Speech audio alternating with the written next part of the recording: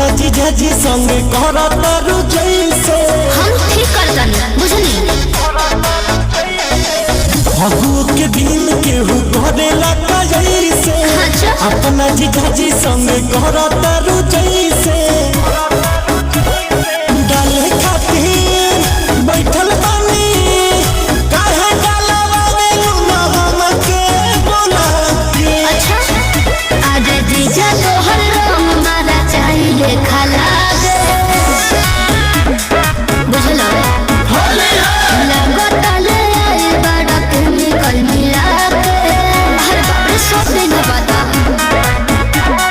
जीजा तोहर रंग मारा चाहिए खाला गे लगत ले आई बड़ा केमिकल मिला के जीजा तोहर रंग मारा साना